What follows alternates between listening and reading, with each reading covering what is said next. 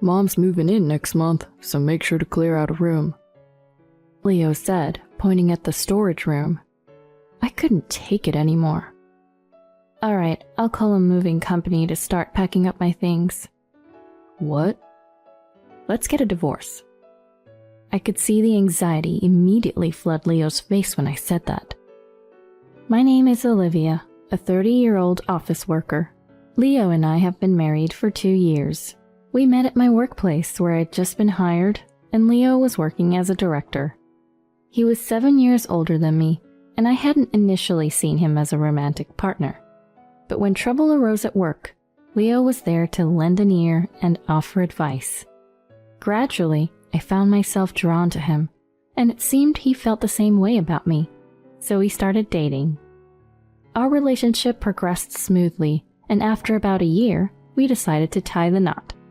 We met each other's parents, and our wedding ceremony went off without a hitch. There were some people who were concerned about our age difference, but as it turned out, we were surprisingly compatible. We shared similar hobbies and tastes in food. Being with Leo was comforting, and since I've always been more drawn to older men, I didn't see any problems with our age difference. Our newlywed life was incredibly enjoyable. Since we worked at the same place, we could commute together, and because we understood each other's work situations, we could be mindful of each other's needs when things got busy, taking time to relax at home. We were truly enjoying our new life together, and I thought we would continue to have a happy marriage. But recently, things started to change. It all began when Leo quit his job to start his own business. "Wait, you're starting a business?" "Yeah, I've built up a decent career as a director, and I think now's the time to take the next step. I have to start my own business." "Is that so?" I felt a sense of unease. Starting a business is a big risk, and not everyone succeeds. Was it really worth giving up our stability to take on this challenge? I may be too conservative, but I had been thinking about having kids, buying a house, and other life plans. To be honest, I couldn't bring myself to support Leo's decision. But it seemed that he was determined to take the plunge into entrepreneurship.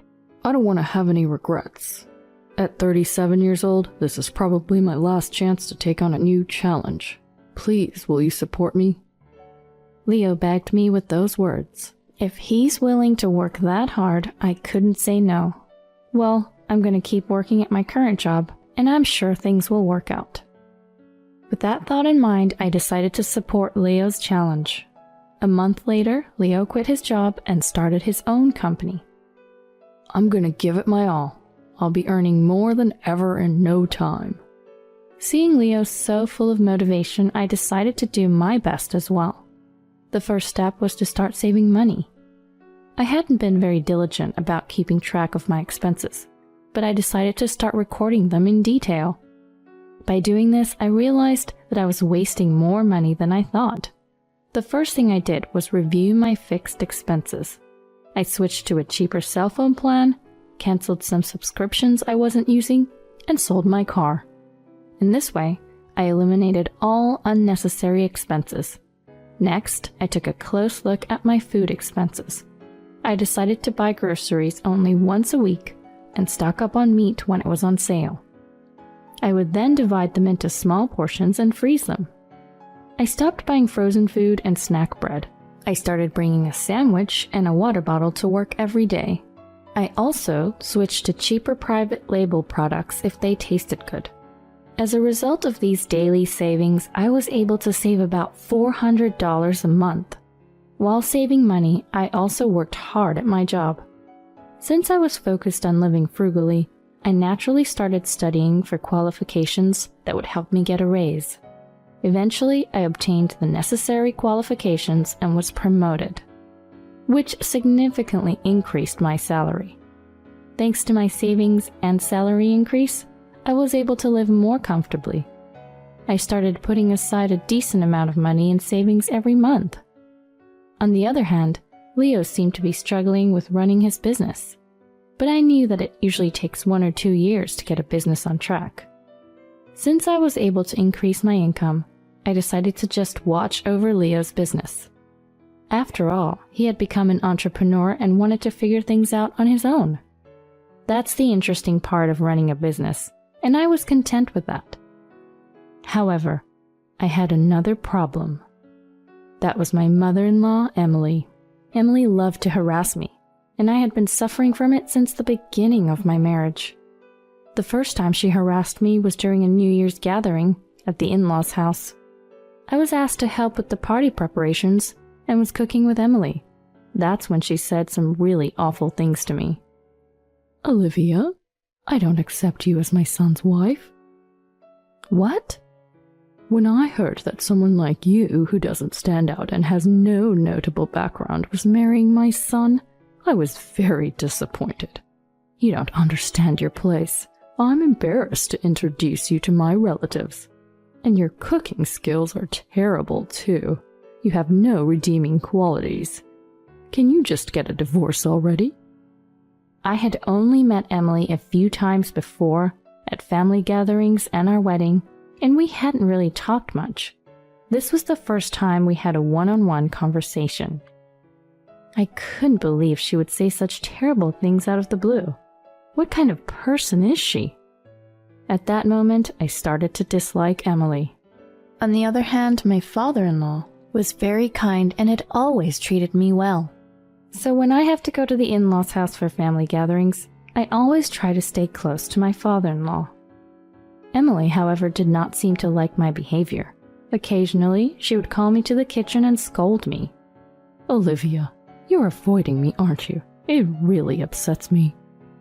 "No, that's not it," I replied. "So, are you flirting with my husband?" "No, I'm not." "It's suspicious. With your plain face, I can't tell what you're really thinking. Besides, the only reason you could marry Leo was because you worked together and were young. Ideally, I would have wanted a younger and cuter girl to be my son's wife. It's such a waste, especially when he's a director at the company." She insulted me. Another thing that troubled me was that Leo asked me to pretend that he was still a director at the previous company until his own company takes off. Because of this, Emily thinks that Leo is a director and my boss. So she looks down on me and treats me like a fool. In reality, Leo hardly earns any income, and I am the one who is the director at the workplace now. It's really tough to hide this fact and endure Emily's harassment. Once, I tried talking to Leo about the harassment from Emily, but he didn't listen properly. "Mom wouldn't act that way. That's a terrible lie." "I'm not lying. I'm really struggling." "I think you're overthinking it. Yes, Mom is straightforward, but it's not harassment. So please don't speak ill of her."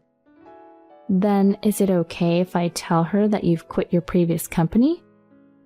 "What? Why would you do that?" "Because I'm tired of lying to Emily and the relatives every time."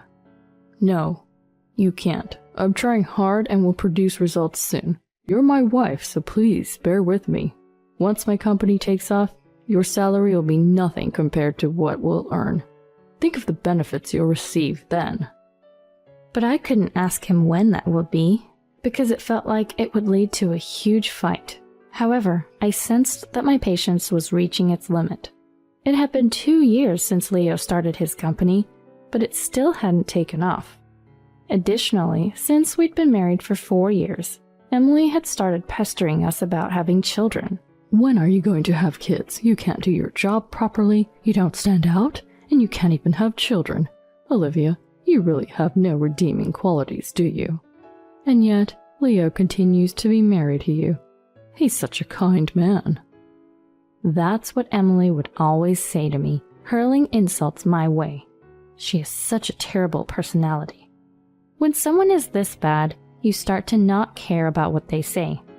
It's not me who's in the wrong, it's her. There's no need for me to worry about it.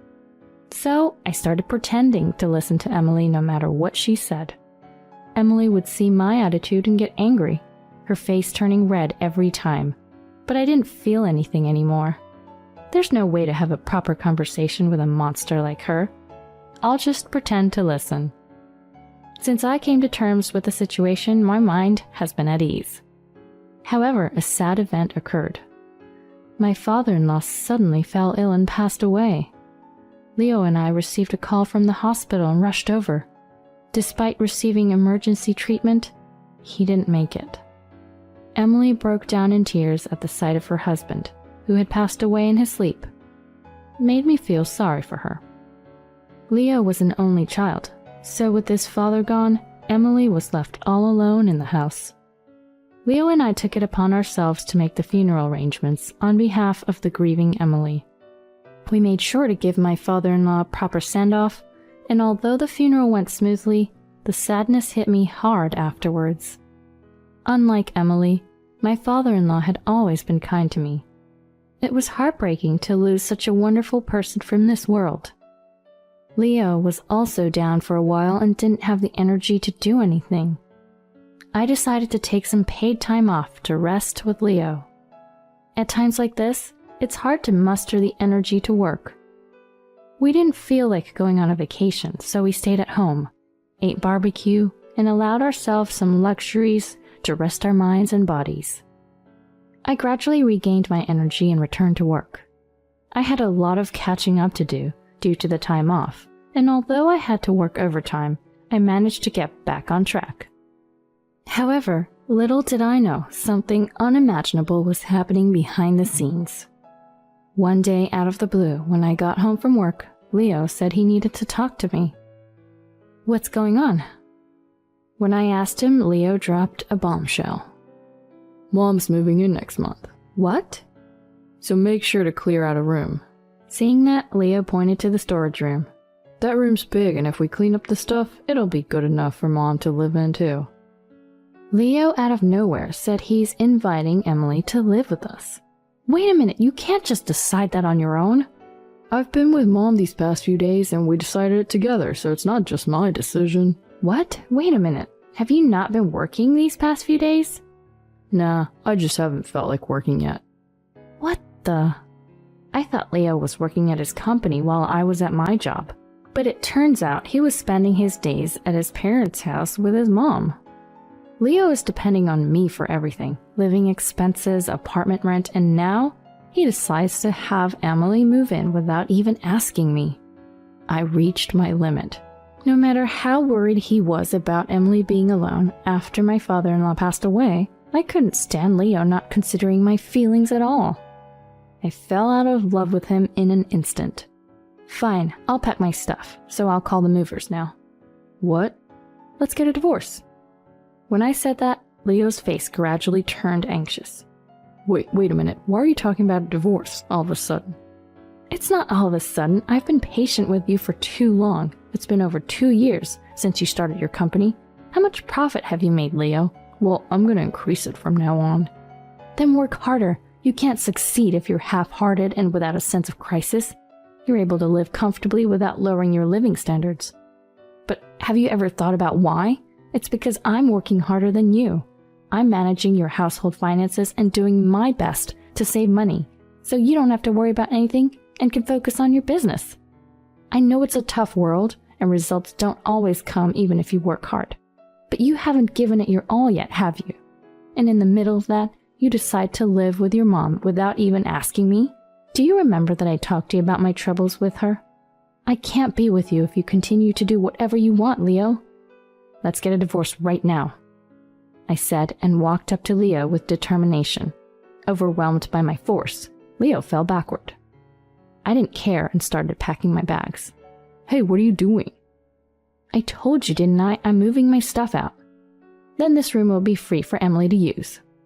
"But what's going to happen to me now, and the rent for this house?" "You can work and pay for it."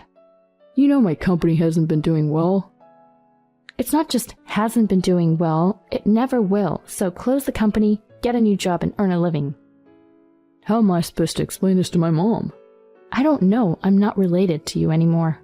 "Wait, I don't want a divorce. I'll reflect on my actions and try harder. Please don't abandon me." "It's too late, my feelings for you are completely gone." With that, I picked up my packed bags and decided to go back to my parents' house for the time being. I'll hire movers for the rest of my stuff once I've found a new place. Leo was looking down with a very sad face. After returning to my parents' house, I immediately hired a lawyer and started preparing for the divorce. Leo called me several times during that period, but I ignored all of his calls. Once everything was ready, I went to our house along with my dad and mom. Olivia, you came back? What are you talking about? I'm just here to deal with the movers. What? Leo said and looked even more depressed. When he noticed my dad and mom were there, he retreated to a corner and quietened down. How pathetic. In the end, Leo was better suited to work hard within an organization rather than trying to do something on his own. Well, he won't be able to find a new job if he keeps lazing around like he is now. While the movers were there, Leo didn't move and just kept getting smaller. I finished moving all the stuff, so I'll be leaving. We can discuss the divorce through our lawyers. Wait, hold on. I'm not saying that we should get divorced yet. Leo started to speak but was silenced when my dad took a step forward. No, it's nothing. And so I left the house with my dad and mom. Later, we had our lawyer handle the divorce with Leo. During that time, Leo brought Emily with him and tried to resist. But Emily was in shock as Leo's lies were exposed one after another. Unable to participate in the discussions, she was ultimately defeated by our lawyer, and Leo ended up signing the divorce papers. Of course, I made sure that there was no division of assets. If there were going to be a division of assets, I would have claimed compensation for all the harassment I'd received from Emily when she hadn't helped me at all. Leo, fearing the compensation he would have to pay in a divorce trial, agreed to no division of assets rather than be saddled with debt. This way, I was able to complete the divorce without any loss. As for Leo and Emily after the divorce, it turns out that Emily was quite the spendthrift, having used up more than half of her husband's inheritance. Initially, she had consoled herself by buying brand-name goods and going on trips to distract from her sadness, but she couldn't stop, and her money quickly ran out. With little income to begin with, Emily became anxious and hastily asked Leo if she could live with us. Thus, Emily was in despair when she found out that Leo was unemployed. They had already sold their house by then, and the selling price was much lower than the buying price. So Emily became even more anxious, and now she and Leo live together in an apartment. As expected, Leo has been unable to find a stable job and is currently working part-time, leading a poor life with Emily. Having run a company with no achievements to its name didn't add any value to his resume, and now that he's almost 40, it will be difficult for him to find a full-time job. I keep receiving messages from Leo saying, I can't stand this life anymore. I'm sorry, please take me back. But I ignore them all. He's now reaping what he's sown. I have no sympathy for him since he brought all this upon himself. On the other hand, since I became single, my living expenses have decreased, and I've been able to save money at an incredible rate. I'm still in my early 30s, so I plan to take my time and be cautious when it comes to love.